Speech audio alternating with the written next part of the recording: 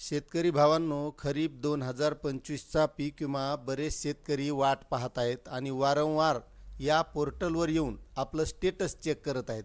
आपलं स्टेटस आपण कितीकही वेळेस चेक केलं तर आपला पीक विमा मिळणार आहे का? मग हा पीक विमा मिळवण्यासाठी आपल्याला काय करणं गरजेचं असतं हे महत्त्वाचं समजून घेणं गरजेचं आहे. कारण स्टेटस कितीही वेळेस चेक केलं तर पीक विमा काही खात्यात येणार नाही.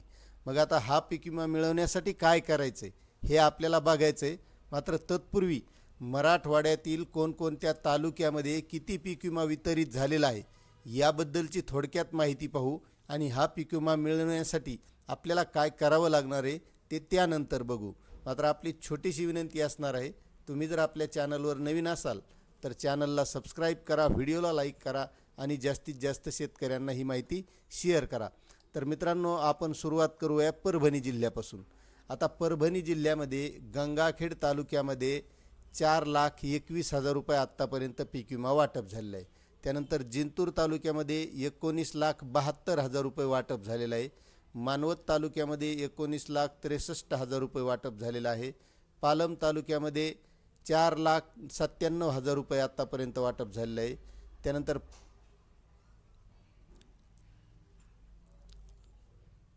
पालम तालुक्यामध्ये 40,97,000 रुपये वाटप झालेलं आहे.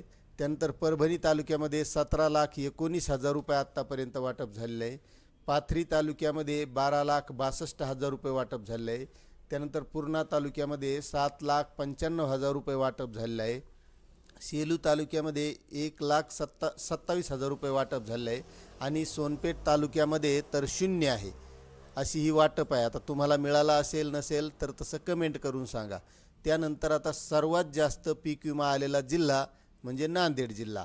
आता बघा, नांदेड जिल्ह्यामधील अर्धापूर तालुक्यामध्ये 33,33,000 रुपये आजपर्यंत वाटप झालेली आहे. भोकर तालुक्यामध्ये 37,17,000 रुपये वाटप झालेली आहे. बिलोली तालुक्यामध्ये 75,36,000 रुपये वाटप झालेली आहे. त्यानंतर देगलूर तालुक्यामध्ये 1,18,43,000 रुपये वाटप झालेली आहे. त्यानंतर धर्माबाद तालुक्यामध्ये 51,67,000 रुपये वाटप झालेली आहे. त्यानंतर हदगाव तालुक्यामध्ये 1,13,70,000 रुपये वाटप झालेली आहे. हिमायतनगर तालुक्यामध्ये 40,36,000 रुपये वाटप झालेली आहे. कंधार तालुक्यामध्ये 63,18,000 रुपये वाटप झालेली आहे. किनवट तालुक्यामध्ये 22,31,000 रुपये वाटप झालेली आहे. लोहा तालुक्यामध्ये 75,68,000 रुपये वाटप झाले. आणि महत्त्वाचं देवीचं देवस्थान जे रेणुका मातेचं ठिकाण आहे त्या तालुक्यामध्ये तर 0 वाटप आहे. त्यानंतर मुदखेड तालुक्यामध्ये 23,13,000 रुपये वाटप झाले. त्यानंतर मुखेड तालुक्यामध्ये 1,01,04,000 रुपये वाटप झाले. त्यानंतर नायगाव तालुक्यामध्ये 71,57,000 रुपये वाटप झाले. नांदेड तालुक्यामध्ये 25,91,000 रुपये वाटप झाले. तर उमरी तालुक्यामध्ये 30,19,000 रुपये अशी वाटप झाले. आता तुमच्या खात्यात आली का नाही हे तेवढं नक्कीच कमेंट करून सांगा.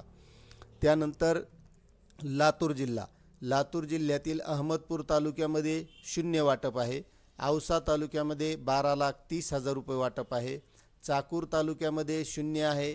देवणी तालुक्यामध्ये 0 आहे. जळकोट तालुक्यामध्ये 3,84,000 रुपये वाटप आहे. त्यानंतर लातूर तालुक्यामध्ये 0 आहे.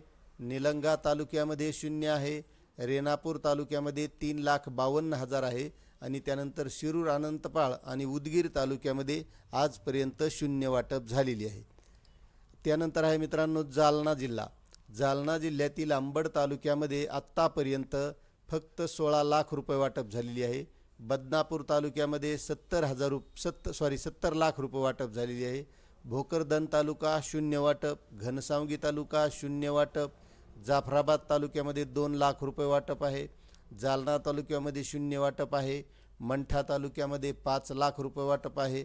आणि परतूर तालुक्यामध्ये 99 लाख रुपये आजपर्यंतचे पीक विमा वाटप झाले. त्यानंतर आहे मित्रांनो हिंगोली जिल्हा. त्यामध्ये औंढा नागनाथ तालुक्यामध्ये 26,04,000 रुपये पीक विमा वाटप झालेला आहे. वसमत तालुक्यामध्ये 54,15,000 रुपये पीक विमा वाटप झालेला आहे. हिंगोली तालुक्यामध्ये 2,91,000 रुपये आत्तापर्यंत पीक विमा वाटप झालेला आहे. कळमनुरी तालुक्यामध्ये 32,37,000 रुपये पीक विमा आजपर्यंत वाटप आहे.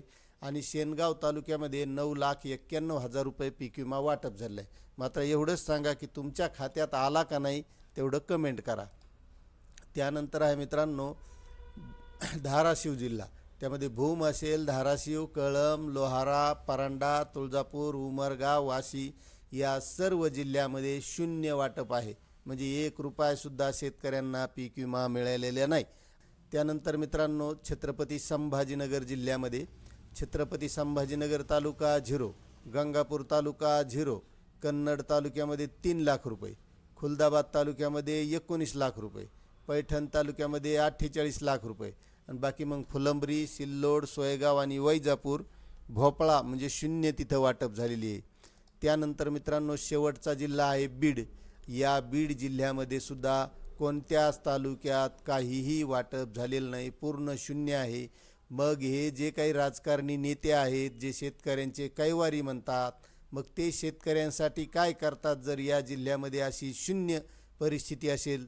मग इथं सर्व पक्षाचे आमदार आहेत, मंत्री आहेत, मग हे शेतकऱ्यासाठी काय करतात का स्वतःसाठीच सगळं करतात?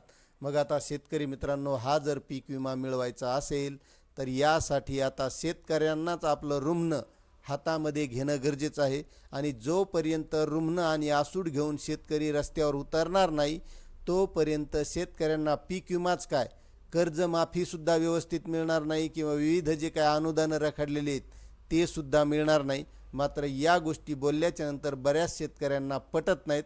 मात्र आपलं रोकटोक बोलणं असतं. आपल्याला पटलं असेल तर नक्की शेअर करा, चॅनलला सबस्क्राईब करा. धन्यवाद.